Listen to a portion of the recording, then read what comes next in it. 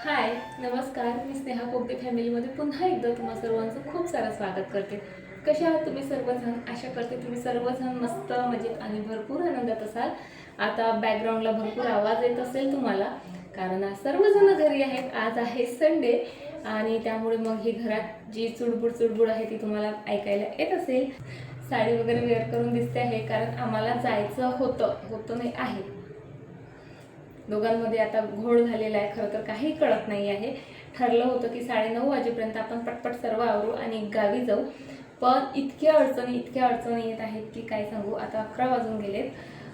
पहिली अडचण म्हणजे स्वयंपाक करायला घेतला आणि गॅसनं असं ऑन केला की अगदी गॅस बाहेर पडत होता.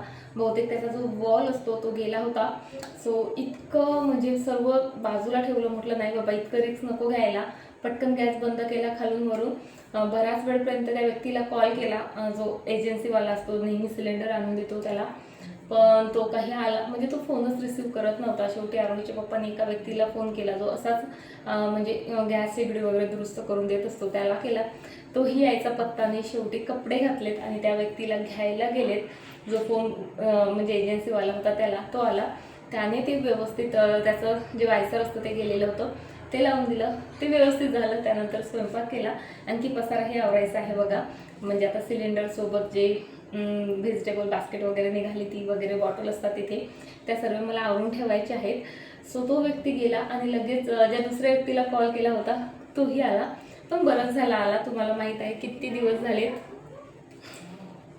ह्या ज्या उडनच्या लगोऱ्या होत्या माझ्या आरूच्या खेळण्यातल्या. सो याचा उपयोग मी गॅसला म्हणजे शेगडीला जो आहे अडकण म्हणून करत होते, कारण एक पाय तिचा तुटला होता.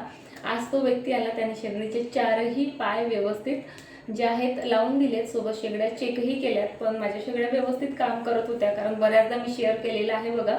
जर गॅसचा फ्लेम कमी झाला की लगेच मी म्हणजे खटपट करते आणि ती फ्लेम वगैरे जागेवर आणते. त्यामुळे असे काही प्रॉब्लेम शेगडीच्या बाबतीत येतच नाहीत. पण हे जे पाय आहेत शेवटी हे याचे असतात, रबरचे असतात आणि ते काही दिवसांनी खराब होतात किंवा गंजले की ते जे नट आहेत ते गंजले की ते काम करत नाहीत. म्हणजे एक पाय तर पूर्ण तुटला होता. सो हे अडकण म्हणून मी यूज करत होते. पण फायनली आता माझा गॅस शेगडी अगदी नव्यासारखी झाली. 4ही पायही बसवलेत आणि ती चालतही अगदी व्यवस्थित आहे. आणि मी किती दिवस झाले इग्नोर म्हणजे सुरुवातीला मी यांना बोलत होते की यांना त्या व्यक्तीला बोलवून मला पाय बसवून द्या वगैरे वगैरे. पण मध्येच मग आमचं डिस्कशन झालं होतं, आपण ही शेगडीच आता चेंज करूयात, एखादी छान दुसरी घेऊन येऊ, असं तसं काचेची वगैरे. पण शेगडी इतकी छान चालते आहे ना. आता 14 वर्ष होतील तिला, काहीच झालेलं नाही. फक्त आता हे पाय वगैरे खराब होत असतात. सो ते चेंज केले, ती पुन्हा नव्यासारखी झाली. म्हणून म्हटलं ठीक आहे, चालते तितके दिवस चालवायची. कारण नवीन म्हणजे काचाची घ्या किंवा स्टीलची घ्या, नवीन गोष्टींचे आत्ताच्या बऱ्याचशा गोष्टींचा काही भरोसा नसतो. जुन्या वस्तू मस्त दणकट असतात.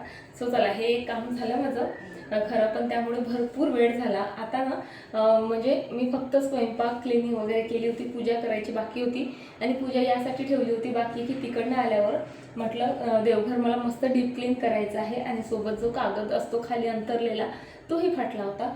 सो तोही मला आता टाकायचा आहे. म्हटलं याला वेळ लागेल आणि आपल्याला पटकन निघावं लागेल. पण आत्ता काही म्हणजे माहीत नाही आता कधी निघणार आहोत. कारण कूलर दुरुस्तीला टाकलेला आणि नेमका आत्ताच त्या व्यक्तीचा कॉल आला की असा प्रॉब्लेम आहे, ह्या गोष्टी नवीन हव्या आहेत. सो या आणि घेऊन द्या किंवा मी घेऊन येऊ का, असं तसं. पण कोणतंही आता मशीन असू देत, काही असू देत, आपण आपल्या म्हणजे बघून वगैरे घेऊन दिलेल्या कधीही चांगल्या. म्हणून आता पुन्हा ते बाहेर गेलेत. मग आता माझ्याकडे वेळ आहे, माझं जेवण वगैरे सर्व झालेलं आहे. म्हटलं चला आता वेळ आहे, अर्धा तास तर लागेलच. तेवढ्या वेळात माझं मंदिर मस्त डीप क्लीन होऊन जाईल.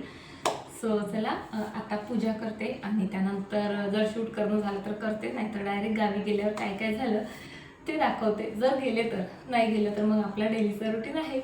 चला, फायनली माझ्या गॅसचा जो पाय आहे तो बसलेला आहे.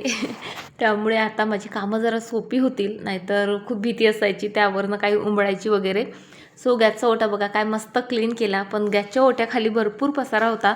त्या सिलेंडरचं काम झाल्यामुळे ते बाहेर होतं. सो ते व्यवस्थित आतमध्ये ॲडजस्ट केलेत. त्या कोपऱ्यात माझे दोन्ही सिलेंडर ठेवलेले असतात.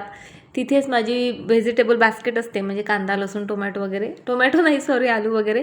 सो ते सर्व एरियाना पुसून क्लीन केला. त्यानंतर ती बास्केट बॉटल तिथं अरेंज केले.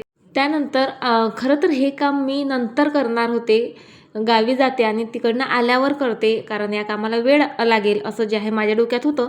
पण आता वेळ होता माझ्याकडे आणि सर्व कामं झालेली होती. म्हटलं तसंच बसून मोबाईल पाहत बसल्यापेक्षा आपण आपले काम तेवढं आटपून घेऊयात. म्हणून जे आहे पटपटपट मंदिर आतून बाहेरून सर्वीकडून व्यवस्थित क्लीन केलं. मंदिराच्या आतमध्ये मी एक मिररपासनं डिझाईन क्रिएट केलेली आहे बघा, ती व्यवस्थित खरं तर मला पुसायची होती. सो ती पुसली. अगदी मंदिर त्यामध्ये ज्या शिड्या वगैरे ठेवलेल्या आहेत मी त्या काढून बाहेर मस्त क्लीन केलं. आणि इथे ना मी थोडंफार कोलिनचाही उपयोग केलेला आहे, त्याने वस्तू क्लीनही होते आणि मस्त चमकही येते त्यामुळे. आणि या काचांसाठी तर कोलिनशिवाय पर्याय नव्हता माझ्याकडे. त्यानंतर हा एक पेपर मी घेऊन आले होते मंदिरामध्ये अंथरण्यासाठी. सो तो आता मी इथे अंथरत आहे. आणि याला मला जास्त वेळ लागणार होता आणि म्हणूनच हे काम मी सायंकाळसाठी ठेवलं होतं, कारण अगदी मंदिराच्या आकारानुसार तो कागद कट करायला वगैरे वेळ लागतो. आधी तर मी अगदी बरोबर तंतोतंत माप घ्यायची स्केलच्या मदतीने, बाहेर काढून पेपर व्यवस्थित कट करायची. पण आता प्रॅक्टिसने जरा ते काम माझ्यासाठी सोपं झालं आहे. मी डायरेक्ट पेपर अंथरते आणि जे कटर असतं आपलं त्याच्या मदतीने ते कट करून घेते. मी बघितलं देवघर आतून बाहेरून अगदी व्यवस्थित क्लीन केलं आहे मी, कारण एवढ्यातनं राख भरपूर येत आहे त्यामुळे खूप डटी झालं होतं. ही जी मधातली म्हणजे डिझाईन वगैरे आहे ना, जे कोरीव काम आहे त्यामध्ये तर इतकी डस्ट जाऊन बसते की काय सांगू. तेही मस्त क्लीन केलं. त्यानंतर आता इथे मी हा पेपर अंथरला. काय होतं आपलं कितीही नाही म्हटलं तरी कुंकवाचे डाग वगैरे देवघराला लागतात, कुंकवाचे हळदीचे. बऱ्याचदा तेल सांडतं उबडतं, त्यावर धूळ माती जाऊन बसते, मग ते क्लीन करणं जरा किचकट जातं. आणि हळदी कुंकाचे डाग तर लवकर जात नाही तुम्हाला माहिती आहे. म्हणून मी हा असा एखादा पेपर अंथरत असते. आणि हा ना छान क्वालिटी छान आहे याची आणि असा जाड आहे जरासा, त्यामुळे महिना 2-3 महिने जवळपास हा मला आरामात जातो आणि त्यामुळे माझं देवघरही मस्त सेफ राहतं. सो कट करायला जरा भारी गेला, कारण बघा इथे जरा वेगळी डिझाईन आहे, इथे वेगळी डिझाईन आहे, त्यामुळे त्यानुसार व्यवस्थित कट करावा लागतो. पण झाला एकदाचा टाकून. चला आता मी छान पूजा करते.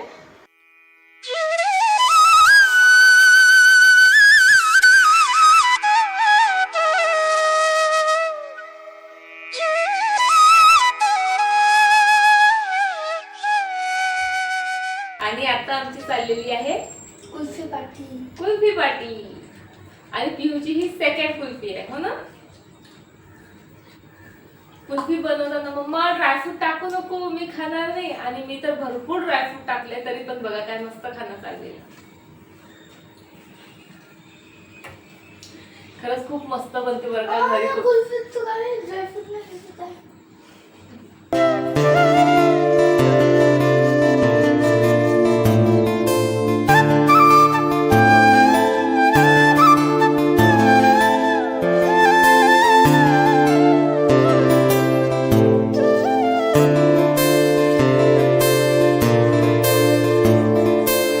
आता मी आलेली आहे गावी, म्हणजे माझ्या सासरी. आल्या आल्या तर आम्ही भरपूर गप्पा गोष्टी केल्या. आणि खरं सांगू का, मलाच म्हणजे मला शूट करायचं आहे, 1-2 तरी क्लिप घेऊ देत एवढंही मला भान नव्हतं. गेली तेव्हाची मुलींसोबत माझ्या जाऊबाईंसोबत आमची बडबड बडबड बडबड चाललेली होती. ताईंनी छान आज आमच्यासाठी कच्ची भेळ बनवली होती. सो ती खाता खाता गप्पा गोष्टी करता करता माझ्या डोक्यातनं हे निघून गेलं की मला थोडंफार म्हणजे क्लिप्सही घ्यायला पाहिजे. पण पिहूला जेव्हा हे गहू इथे दिसलेत ना, ॲक्च्युली पिहू एवढे मोठे गहू पहिल्यांदाच पाहत होता आणि त्याचं चाललेलं खेळू का, गव्हासोबत खेळू का, त्याच्या मोठ्या मम्मीकडे बघत होता, माझ्याकडे बघत होता. पण हळूहळू त्याला कॉन्फिडन्स आला की आपण थोडं थोडं खेळतोय, आपल्याला कोणीच नाही काही बोलत आहे.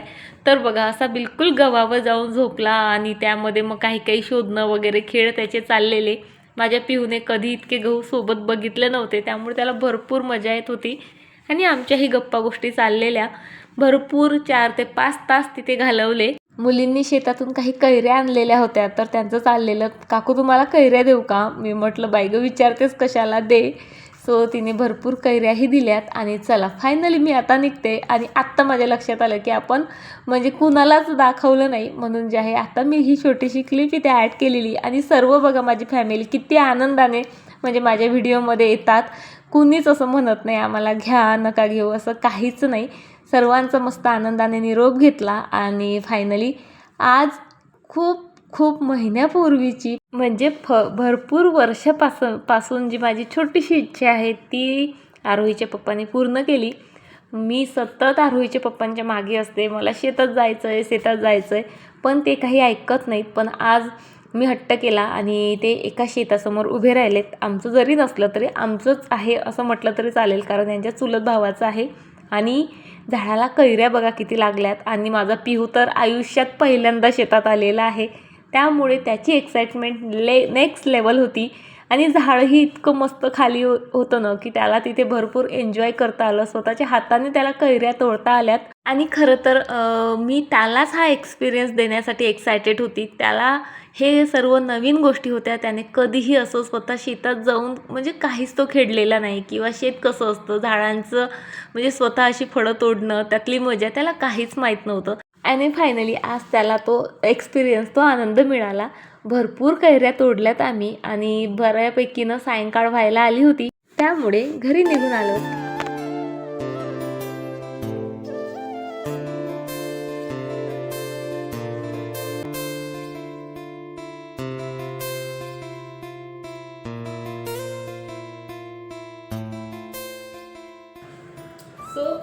सो शेतातनं एवढ्या सर्व कैऱ्या घेऊन आले बघा मी. आणि ह्या आणायसाठी मला किती विनवण्या कराव्या लागल्या माझं मलाच माहीत. लहानपणी शेतात जाऊन मस्त असा कैरी तोडायचा तो अनुभव, तो आनंद मी घेतलेला आहे. लहानपण म्हणजे 8-9 नंतर हळूहळू गावी जाणं कमी झालं. जसं मग 10th जवळ आलं की तुम्हाला माहीत आहे उन्हाळ्याच्या सुट्ट्यांमध्ये पण आपल्याला काही भटकायला मिळत नव्हतं कुठे, तसंच काहीच नाही. तर त्याआधी महिनाभर मी आमच्या गावी असायचे. आमच्या शेतामध्ये म्हणजे पप्पाच्या शेतामध्ये आणि मोठ्या पप्पांच्या शेतामध्ये भरपूर आंब्याची झाडं होती. म्हणजे ते कसे शेत लागून होते आणि खूप मस्त 8-10 झाडं होती. आणि तरी मोठे पप्पा आणि मम्मी आम्हाला जाऊ द्यायची नाही, कारण ऊन लागेल, तुम्हाला सवय नाही, असं नाही तसं नाही, भरपूर कारणं असायची त्यांच्याकडे. पण त्यांचा डोळा चुकवून आम्ही तरी पण जायचो शेतामध्ये. आणि आमचा दादा घेऊन जायचा, त्याला आमच्यामुळे कितीदा ओरडा खावा लागला बिचारायला. पण खूप मजा येते झाडाचं म्हणजे एखादं फळ तोडून खाणं, किंवा मग ते म्हणतात ना पाळाचा आंबा खाणं वगैरे. बापरे, तसं सुख नाही. खूप मज्जा केलेली आधी. आणि आता तर लग्न झाल्यावर एखाद वर्ष फक्त आरोहीच्या पप्पाने आम्हाला शेतात नेलं असेल. ते कसं नवीन आपले लाड पुरवल्या जातात, तसंच काहीच मी हट्ट करायची, सो ते शेतात कधीतरी घेऊन जायचे. पण त्यानंतर त्यांनी शेतात आम्हाला नेलेलंच नाही. आणि आमचं शेत नदी काठावर असल्यामुळे तिथे ना म्हणजे बऱ्याचदा तो बिबट्या वगैरे दिसलेला आधीपासनं. आता हे इकडे बिबट्या दिसत आहेत हे तर आत्ता स्टार्ट झालंय. आमच्या शेतामध्ये फार आधीपासून बिबट्या आहे आमच्या म्हणजे त्या एरियामध्ये. त्यामुळे आरोहीच्या पप्पाने आम्हाला कधीच शेतात नेलं नाही. पण चला फायनली आज माझी इच्छा पूर्ण झाली. आजही नाही म्हणत होते ते, म्हणजे आमच्या शेतातले नाहीत खरं तर हे आंबे, आमचे रिलेटिव्ह आहेत खूप जवळचे, म्हणजे यांचे चुलत भाऊ त्यांच्या शेतातले आहेत. आजही नाही म्हणत होते. घरी जाता इतक्या विनवण्या केल्या, ऐकलं नाही. पण तिकडनं येता मी बिलकुल हट्टालाच पेटले की मला तोडायचेच आंबे कैऱ्या. सो ते घेऊन गेलेत आणि ह्या एवढ्या सर्व मस्त कैऱ्या मिळाल्यात आता. आणि आता असं होतंय की काय बनवू याचं आणि काय नाही. आणखी आणायच्या होत्या पण पर्समध्ये जागाच नव्हती. सो म्हटलं जाऊ दे, जेवढ्या मिळाल्या तेवढ्याच. सो चला आता ना ह्या कैऱ्यानं भरपूर आंबट असतात, गावरान कैऱ्या. आता आमच्याकडे त्या खाण्यासाठी कलमी कैऱ्या वगैरे येत असतात, पण याची चव त्याला नाही बरं का. याचं ना जे मी अगदी इन्स्टंट जे कैरीचं लोणचं बनवते, तुमच्यासोबत रेसिपी पण शेअर केलेली आहे, ते तर अप्रतिम लागतं. पण या कच्च्या कैरीचं पण तोंडाला पाणी सुटतंय बघा. आंबट गोड तिखट इतकं मस्त लागतंय. म्हणून आता ना खरं तर दमलेली आहे मी, कारण म्हणजे काम तर काही नव्हतं पण येणं जाणं उन्हाचं तुम्ही समजू शकता. म्हणून आता मस्त कच्च्या कैरीचं थंडगारपणं करते आणि तुमच्यासोबत रेसिपी शेअर करते. आता सर्वात आधी तर ह्या कैऱ्या स्वच्छ धुवायच्या आहेत, कारण या कैऱ्यांना जे तेल असतं ना ते उबरतं त्यामुळे. सो सर्वात आधी कैऱ्या स्वच्छ धुतल्यात, त्यानंतर त्याचं हे देठ काढून घेतलं, कैऱ्या मस्त सोलून घेतल्यात आणि त्यानंतर आता ह्या आपल्याला बारीक मस्त अशा कट करायच्या आहेत. त्यानंतर आता आपल्याला लागणार आहे मिक्सरचं भांडं. सो त्यामध्ये ह्या सर्व कैऱ्या टाकल्यात, त्यानंतर थोडीशी कोथिंबीर, 5-6 पुदिन्याची पानं आणि कमी तिखट असलेली एक छोटीशी मिरची घातली, 2 छोटे अद्रकचे तुकडे आणि काळं मीठ घातलं. त्यानंतर तुम्ही यामध्ये आत्ताच जे आहे 2 चम्मच साखरसुद्धा ॲड करा, मी केलेली नाही, कारण आरोहीचे पप्पा थोडीही साखर खात नाहीत म्हणून. त्यानंतर मस्त थोडं थोडं पाणी घालून ना याची बारीक अशी पेस्ट करून घ्यायची. इतका मस्त स्मेल येतो ना, अगदी पोळीसोबत तुम्ही अशीही चटणी म्हणून जरी घेतलं ना खायला तरी छान लागतं. पण आता मला तर बनवायचं आहे शरबत. त्यासाठी एका प्लेटमध्ये मी थोडंसं काळं मीठ घेतलं आणि थोडंसं तिखट घेतलं आणि बघा हा ग्लास त्यामध्ये मस्त असा फिरवून घेतला. ग्लासाच्या सर्व कडांना मस्त जे आहे तिखट मीठ लागलं. त्यानंतर ग्लासमध्ये 4-5 बर्फाचे तुकडे, हे शरबत आणि त्यामध्ये अर्धा ग्लास पाणी ओतलं. पुन्हा मला थंड हवं होतं म्हणून आणखी बर्फ घातला आणि फायनली मी आता माझ्या ग्लासमध्ये फक्त जे आहे साखर ॲड करते आहे. आणि झालं माझं इथे कैरीचं पन्हं तयार. इतकं छान बनतं हे पन्हं की काय सांगू. म्हणजे विकतचे ते शरबत म्हणा, रूह अफजा म्हणा, स्प्राईट, फॅन्टा वगैरे वगैरे यापेक्षा तुम्ही असं हेल्दी आणि टेस्टी पन्हं घरीच तयार करून पिऊ शकता. 2 प्रकारे बनते. कैऱ्या उकळूनही बनवता येतं, पण कच्च्या कैरीचं मला तरी फार आवडतं. ते तुमच्या चॉईसवर आहे आणि हे झटपट बनतं म्हणून मला म्हणजे जास्तीच आवडतं. तुम्ही हे स्टोअर करून घेऊ शकता. 8 दिवसासाठी आरामात फ्रीजमध्ये राहतं. 2-3 चम्मच ग्लासमध्ये टाकायचं, बर्फ पाणी ओतलं की आपलं ताजं ताजं आणि इन्स्टंट असं पन्हं तयार होतं. बघा मग आवडत असेल रेसिपी नक्की ट्राय करा. चला आता या छानशा पन्ह्यासोबत आजचा व्हिडिओ इथे संपवते आणि तुम्हाला उद्या भेटते. बाय.